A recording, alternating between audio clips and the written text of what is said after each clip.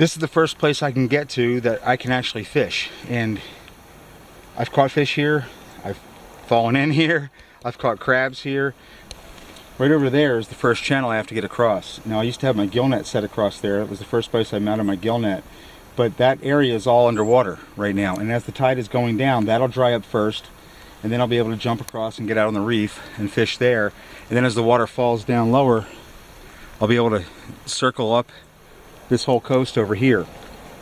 So there's a pattern to it. You know, I could not afford to waste time. I had to maximize my falling tide to be able to get to the places I needed to fish. And this was the #1 spot. This was, well, the first spot. It's not the best place to fish, but I have caught fish here. So if the tide is falling and I need to get out and fish, this is where I come. And then I'll run across to the reef.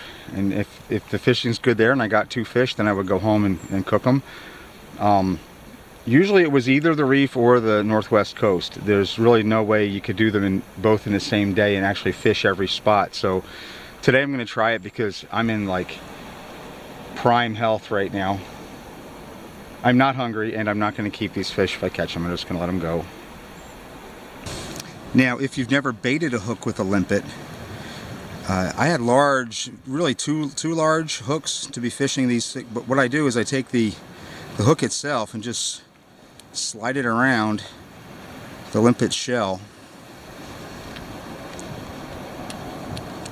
until he pops free.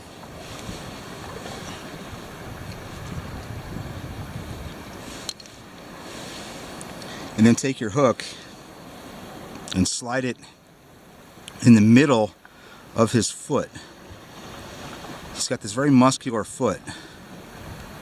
And they're tough. I mean, you get one of these stuck between your teeth, he's there all night. Hence the dental floss.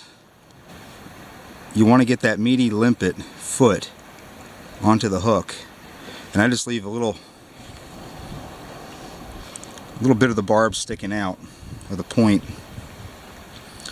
Now if I baited the entire hook, the fish would hit the back side of it. So I only want them going for the part, you know, the danger end of the hook. And that way I catch fish rather than just feed them limpets. Yes!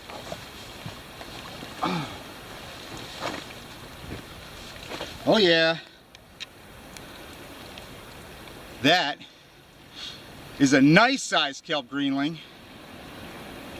And this would have made my entire day right here. Okay, this right here, man, I was having fish stew for dinner. Right there, that's a kelp greenling, and they are big and meaty and delicious. And this one struck so hard. This is what I mean about that. If you see that thing struck so hard, it's got the hook right through its face. And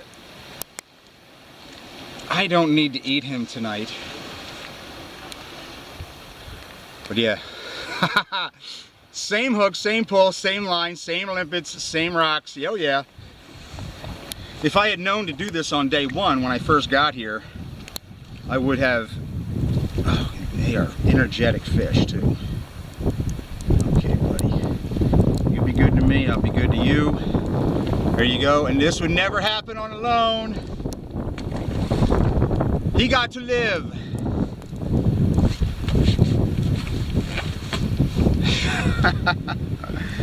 And my limpet's still there. Yeah, that made my day right there. I just threw a kelp greenling back in the ocean on purpose.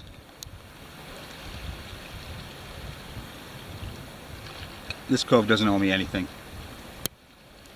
Seriously. This cove does not owe me a single gram of protein. Oh, that was fun. That was cool.